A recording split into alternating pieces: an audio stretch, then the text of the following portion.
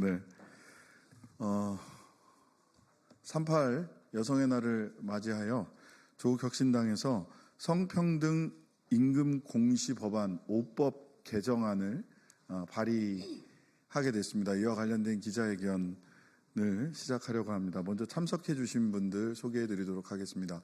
조국혁신당 여성위원장님이십니다. 강경숙 의원 참석하셨습니다.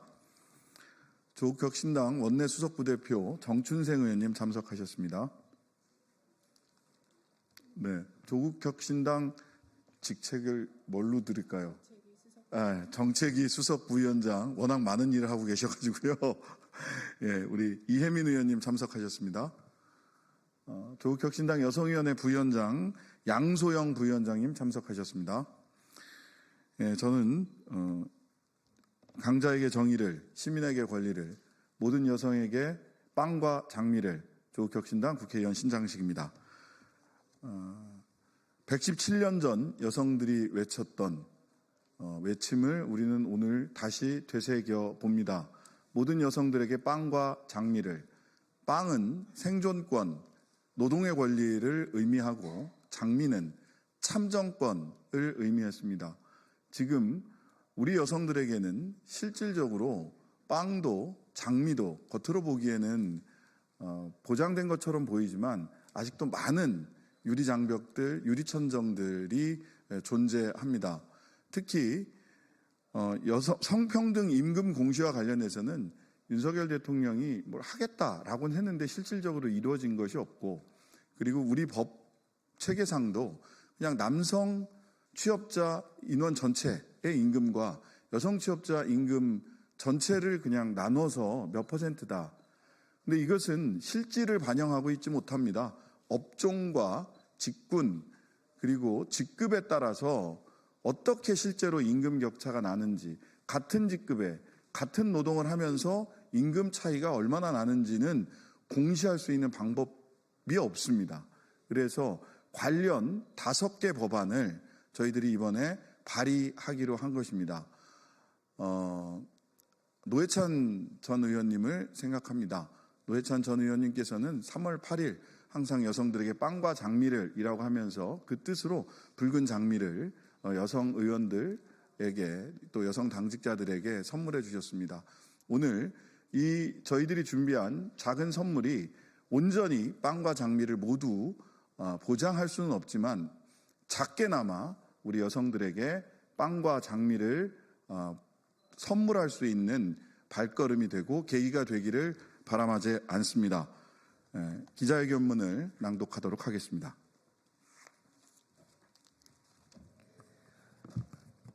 조국혁신당 여성위원회 위원장 강경숙입니다. 윤석열 정부가 포장지만 바꿔서 내놓은 성별 근로 공시제, 보여주기식 행정으로 신용만 한 윤석열 정부 대신 조국혁신당이 성평등 임금 공시제를 온전하게 실효성 있게 실현하겠습니다. 3월 8일은 세계 여성의 날입니다.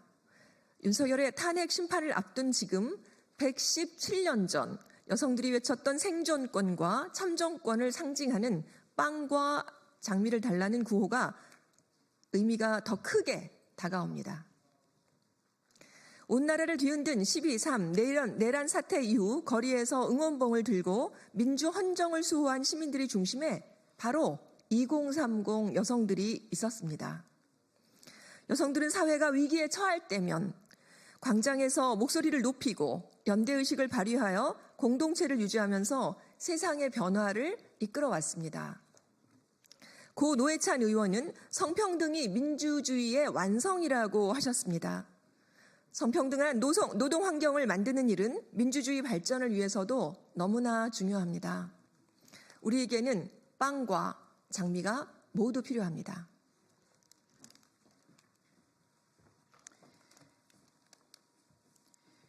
올해 UN 위민의 세계 여성의 날 주제는 모든 여성과 소녀를 위해 권리, 평등, 역량 강화입니다. 동등한 권리, 동등한 기회, 동등한 권력을 열어주는 행동이 필요하다는 의미입니다. 우리나라는 어떨까요? 여성들은 여전히 일터에서 동등한 권리, 동등한 기회, 동등한 권력을 보장받기 위해 고군분투하고 있습니다. 우리나라의 성별 임금 격차는 31.2%로 OECD 국가들 중 가장 격차가 큽니다. 고용노동부 실태조사에 따르면 남성 대비 여성 임금 비율은 65.3%에 불과합니다. 고용과 임금에 있어 성별 간 큰 격차를 보이고 있지만 이를 완화하기 위한 정책적 노력은 미흡합니다. 원인을 알아야 해결책도 나옵니다. 성별 임금 격차를 해소하기 위해서는 격차의 원인과 구조를 정확하게 파악해야 합니다. 현재 다양한 공시 제도가 운영되고 있지만 실효성이 부족합니다. 동일한 직종과 직급, 직무, 근속 연수에서 성별에 따른 임금 차이가 존재하는지, 얼마나 존재하는지 명확하게 분석할 수 없기 때문입니다. 공개되는 정보가 단편적이고 일부분에 한정되어 있어 종합적으로 파악할 수 없습니다.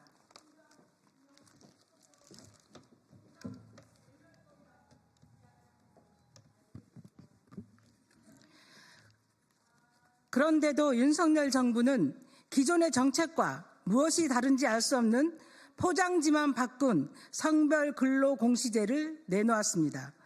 그나마 민간기업까지 확대하겠다는 약속도 지키지 않았습니다. 여성가족부 폐지를 공약하며 여성에 대한 차별과 혐오를 정치적 자원으로 삼은 윤석열 정부 3년은 너무 길었습니다.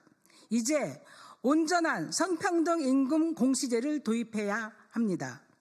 남녀고용평등법, 고용정책기본법, 자본시장법, 공공기관 운영에 관한 법률, 지방공기업법 등 5개 법안 개정안을 동시에 발의합니다. 성평등 임금 공시 의무를 법에 명시하겠습니다. 세부적으로 공시 항목이 구성되지 않아 성별 임금 격차의 원인과 구조를 파악하는 데 부족한 현행 법들을 개정하겠습니다.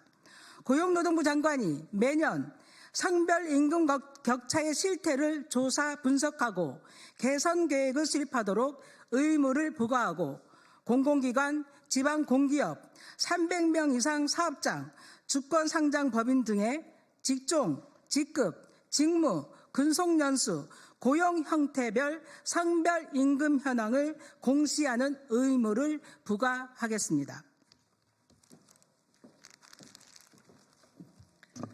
이미 세계 각국은 성별 임금 공시를 법제화하여 성별 임금 격차 해소에 나서고 있습니다. 스웨덴의 10인 이상 사업장은 남녀 임금 차이를 조사합니다. 프랑스의 50인 이상 사업자는 남녀 평등 지수를 기업 사이트에 공개하고 있습니다. 독일의 200인 이상 사업장에서 일하는 노동자는 성별 임금 격차의 징후가 포착될 경우 임금 산정에 대한 정보 공개를 요구할 수 있습니다. 독일의 500인 이상 사업장은 동일 임금 준수 여부를 정기적으로 검토하고 보고해야 합니다. 우리라고 못할 이유는 없습니다. 성별 임금 격차 해소는 공정한 노동 환경을 조성하고 사회적 불평등을 줄이는 중요한 과제입니다. 온전한 성평등 임금 공시제로 성평등한 노동 환경을 실현하겠습니다. 감사합니다. 2025년 3월 6일 성평등 임금 공시 법안 발의 기자회견 참석자 1동